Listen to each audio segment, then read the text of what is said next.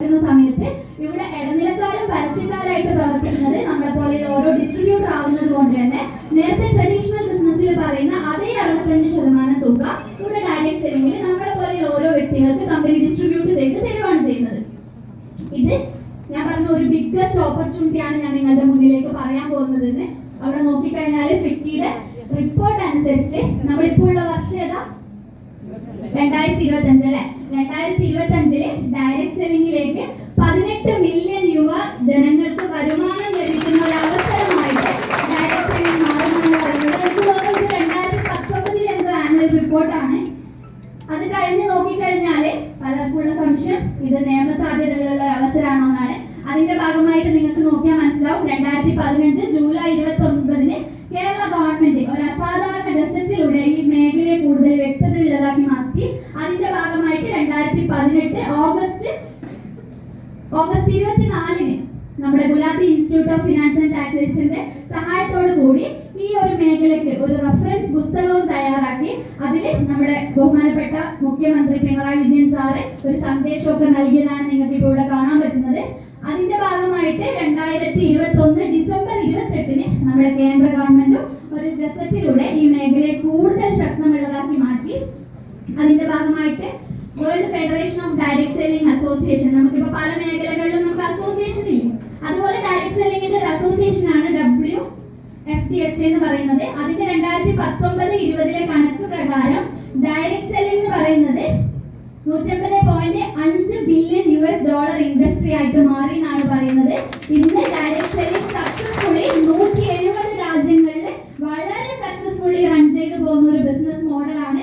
അതിന്റെ ഭാഗമായിട്ട് ഇന്ന് 118.4 മില്യൺ ആളുകളാണ് ഡയറക്റ്റ് സെല്ലിംഗ് ഇന്ന് വേൾഡ് വൈഡ് ആയിട്ട് ചെയ്തുകൊണ്ടിരിക്കുന്നത്. അതിൽ ഇന്ത്യയുടെ കണക്കെടുത്ത് നോക്കിയാൽ നമുക്ക് മനസ്സിലാവും ഇന്ത്യയിൽ 2.47 ബില്യൺ 2.4 ബില്യൺ സെയിൽസ് ക്രിയേറ്റ് ചെയ്തുകൊണ്ട് ലോക രാജ്യങ്ങളിൽ ഇന്ത്യ 15ാമത്തെ സ്ഥാനത്തേക്ക് എത്തിയിട്ടുണ്ട്. അപ്പൊ നമുക്ക് ഓപ്പർച്യൂണിറ്റി വലുതാണെന്ന് മനസ്സിലായിട്ടുണ്ട്. അപ്പൊ ഓപ്പർച്യൂണിറ്റി മനസ്സിലായി. ഇനി നമുക്കുള്ളൊരു കൺഫ്യൂഷൻ ആയിരിക്കും എങ്ങനെയാണ് ഒരു നല്ല കമ്പനി ചൂസ് ചെയ്യാന്നുള്ളത്. അതിനുള്ള കുറച്ച് കാര്യങ്ങളാണ് ഞാൻ പറയാൻ പോകുന്നത്. ഒന്ന്, ഹൈ ക്വാളിറ്റി പ്രോഡക്റ്റ്സ് ആയിരിക്കണം, നല്ല ക്വാളിറ്റിയുള്ള ഉൽപ്പന്നങ്ങളായിരിക്കണം.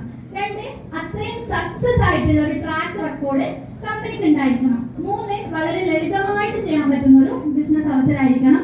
4ാമത് പറയുന്നത് ഒരു കോമൺ എഡ്യൂക്കേഷൻ സിസ്റ്റം, ഇതിലേക്ക് കടന്നു വരുന്ന ആളുകളെ പഠിപ്പിക്കാൻ വേണ്ടിയിട്ടുള്ള ഒരു എഡ്യൂക്കേഷൻ സിസ്റ്റം ഉണ്ടായിരിക്കണം.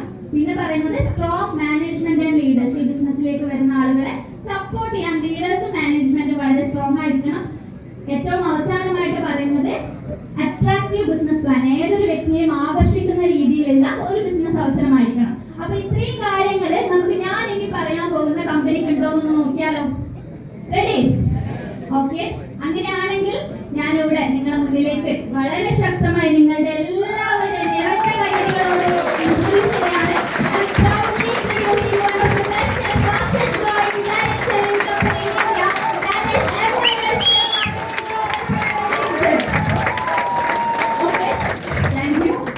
അപ്പൊ ഇന്ന് നോക്കുവാണെങ്കിൽ ഇന്ത്യ മുഴുവൻ നോക്കുവാണെങ്കിൽ ഏകദേശം 700 മുകളിൽ ഔട്ട്ലെറ്റുകളിലൂടെ നമുക്ക് ഉൽപ്പന്നങ്ങൾ ലഭിക്കുന്നതാണ്. അതിന്റെ ഭാഗമായിട്ട് നമുക്ക് ഈസി ആയിട്ട് ബിസിനസ് ചെയ്യാൻ എന്ത് ലഭിക്കണം? ഉൽപ്പന്നങ്ങൾ ലഭിക്കണം അല്ലെ. അപ്പൊ ഇന്ത്യ ഷോപ്പിംഗ് എന്ന് പറഞ്ഞിട്ടുള്ള ഒരു ഓൺലൈൻ പോർട്ടൽ വഴിയും നമുക്ക് ഉൽപ്പന്നങ്ങൾ ലഭിക്കുന്നതാണ്. അതുപോലെ തന്നെ ഇത്രയും ക്വാളിറ്റിയുള്ള ഉൽപ്പന്നങ്ങൾക്ക് കിട്ടിയ സർട്ടിഫിക്കറ്റ്സ് ആണ് നിങ്ങൾ ഇവിടെ കാണാൻ പറ്റുന്നത്. അതിൽ FSSAI നമുക്ക് എല്ലാവർക്കും അറിയാം, ഒരു ഉൽപ്പന്നം ഭക്ഷ്യയോഗ്യമാണെന്ന് ഉറപ്പുവരുത്തിയതിനു ശേഷം പ്രൊവൈഡ് ചെയ്യുന്ന ഒരു സർട്ടിഫിക്കറ്റ് ആണ്. ORAC സർട്ടിഫിക്കറ്റ് കിട്ടിയിട്ടുണ്ട്, പക്ഷെ അതിൽ എടുത്തു പറയേണ്ട ഒരു സർട്ടിഫിക്കറ്റ് ആണ് ആയുഷ് പ്രീമിയം സർട്ടിഫിക്കറ്റ്. സർട്ടിഫിക്കറ്റ് ആണ്. അത് സെൻട്രൽ ഗവൺമെന്റ് WHO ആയിട്ട് കൊളാബറേറ്റ് ചെയ്തിട്ട് തരുന്ന ഒരു സർട്ടിഫിക്കറ്റ് ആണ്. ഒരു ഉൽപ്പന്നത്തിന് സൈഡ് എഫക്റ്റോ കെമിക്കൽ കണ്ടന്റോ ഇല്ലാന്ന് ഉറപ്പുവരുത്തിയതിനു ശേഷം കൊടുക്കുന്ന ഒരു സർട്ടിഫിക്കറ്റ് ആണ് ആയുഷ് പ്രീമിയം സർട്ടിഫിക്കറ്റ്. കിട്ടിയിട്ടുള്ള 20 മേലെ ഉൽപ്പന്നങ്ങൾ ഇന്ന് നമ്മൾ മാർക്ക് ചെയ്യുന്നുണ്ട്. അതുപോലെ തന്നെ ഒരുപാട് certificate, non GMO grass certificate, അങ്ങനെ ഒരുപാട് സർട്ടിഫിക്കറ്റ് കിട്ടിയിട്ടുണ്ട്. പിന്നെ ഈ ഉൽപ്പന്നങ്ങളുടെ പിന്നിൽ പ്രവർത്തിക്കുന്ന സയന്റിസ്റ്റ് വിങ് എടുത്തു പറയാൻ പറ്റുന്ന രീതിയിൽ നമുക്കറിയാം. ഇന്ന് ഹിന്ദുസ്ഥാൻ യൂണിലിവർ, ഡാബർ, ബൽസാര, റാൻബാക്സി പോലെയുള്ള വൻകിട കമ്പനികളുടെ R&D വിങ്ങിൽ പ്രവർത്തിച്ച വ്യക്തികൾ ഇന്ന് മൈ ലൈഫ് സ്റ്റൈൽ മാർക്കറ്റിംഗ് കമ്പനിയുടെ R&D വിങ്ങിൽ പ്രവർത്തിച്ചുകൊണ്ടിരിക്കുകയാണ്. നമ്മൾ മെയിനായിട്ട് ഫോക്കസ് ചെയ്യുന്നത് വെൽനസ് പ്രോഡക്ട്സിലേക്കാണ്. അവിടെ നമുക്ക് നോക്കിയാൽ മനസ്സിലാവും നമ്മുടെ